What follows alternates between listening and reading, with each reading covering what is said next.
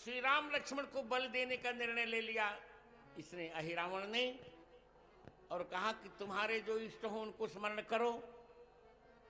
राम जिनका मेरे इष्ट तो मेरे भक्त होते हैं, हनुमान जी का स्मरण कर लिया।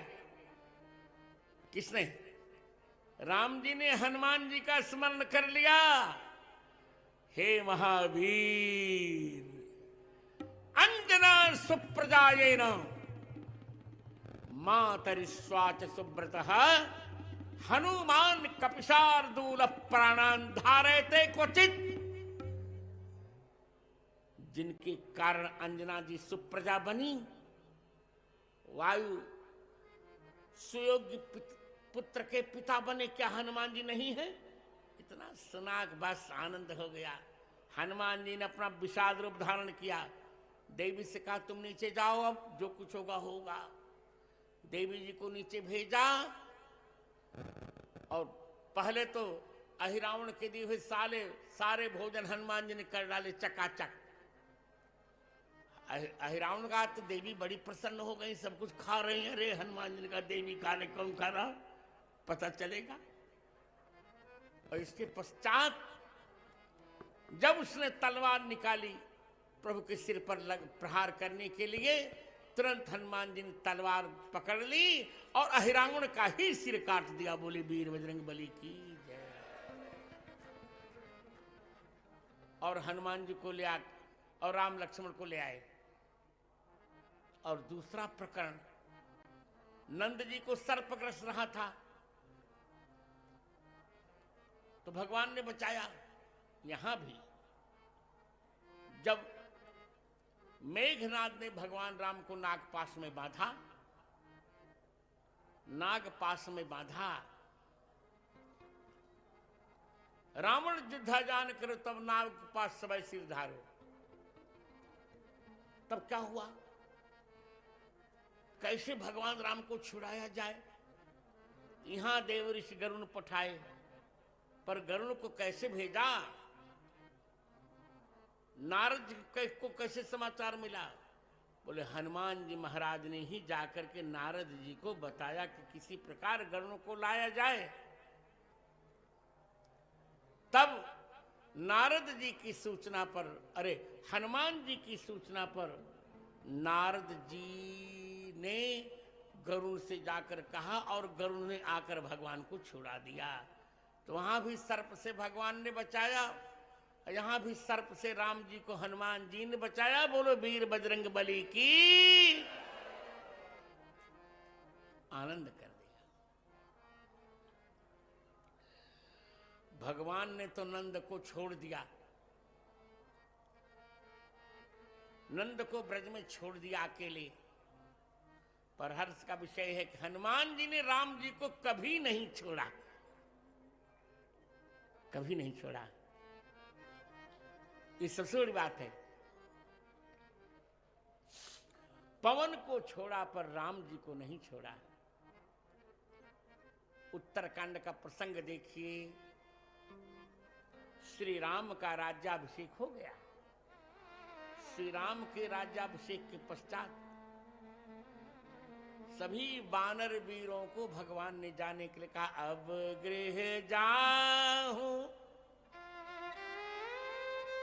सखा सब। बहुत अच्छे।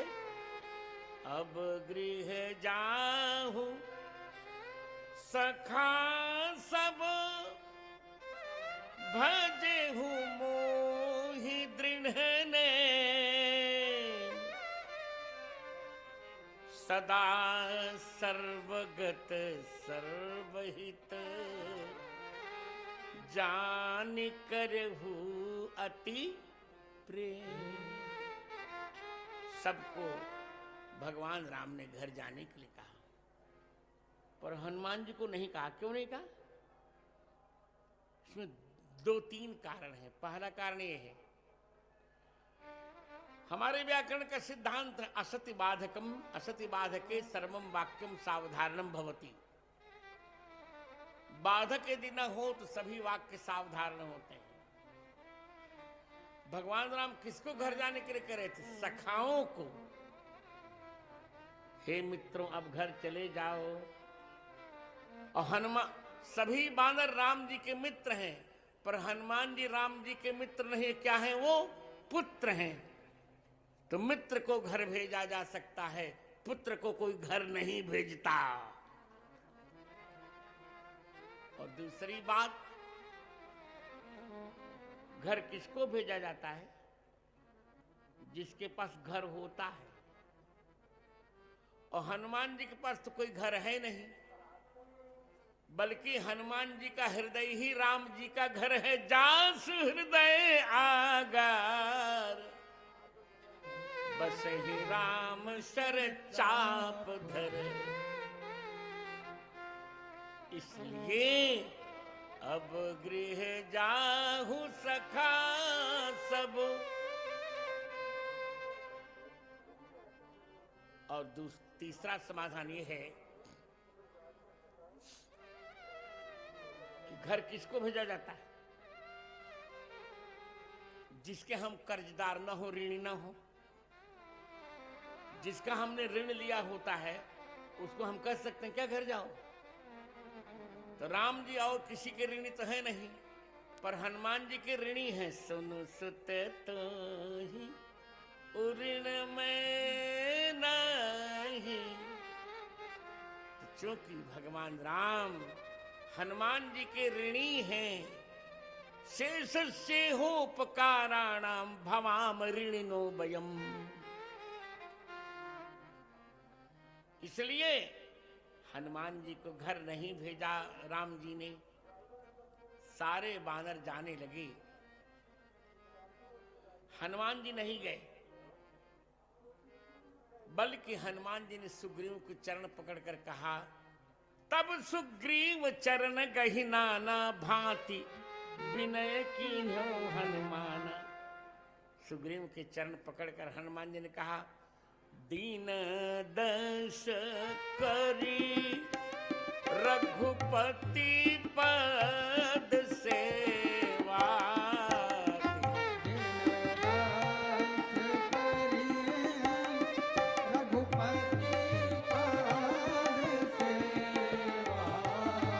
पुनीत चरण